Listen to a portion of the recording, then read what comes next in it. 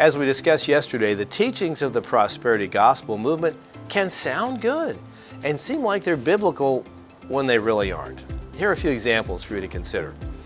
1. God wants to bless you. This is usually pulled from 2 Corinthians 9:8, which says, "And God will generously provide all you need.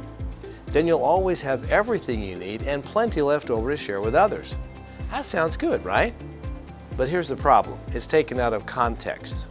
Look closely at the rest of the teachings that surround that verse, and you will see that this verse isn't about getting anything. It's all about giving. Not exactly how it was being used, is it? Here's another one. If you believe, you will receive.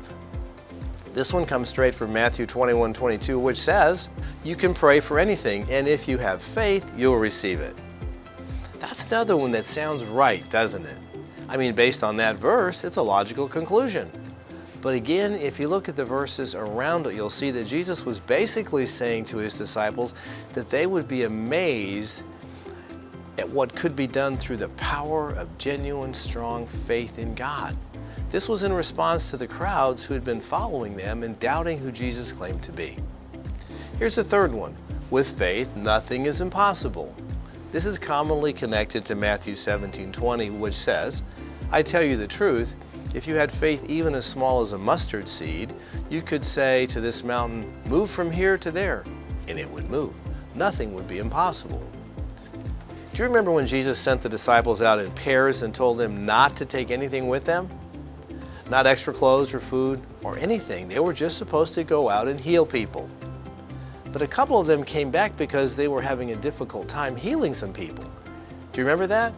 You see, when the disciples left Jesus to go perform the miracles, they thought they'd been given some sort of magical authority where they could just declare something and it would happen.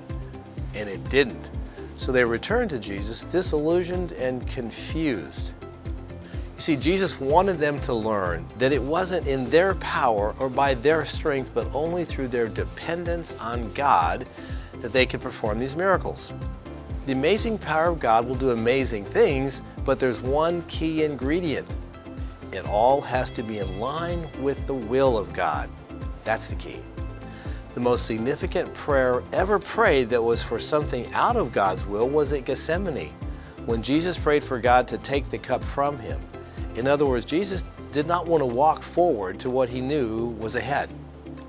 But Jesus took the next step, saying that if it's not God's will, then may God's will prevail over Jesus' will.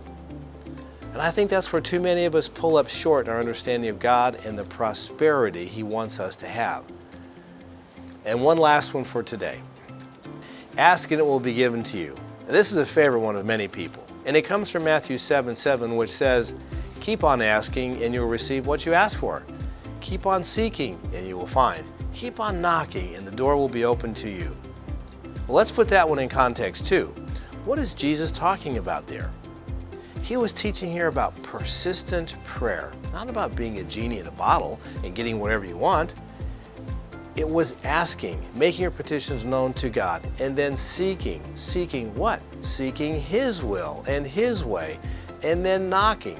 This was the persistent dependence on Him.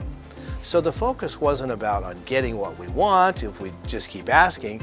Rather, it's about allowing God's will and way to become our desire, trusting Him completely. That's what Jesus was teaching about.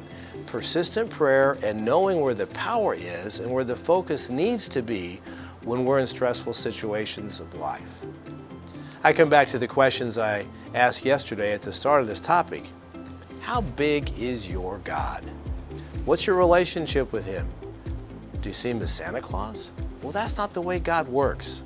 Sometimes, unfortunately, we try to bring God down to our level. We try to make this deal. You know, if I do this, you'll do that deal.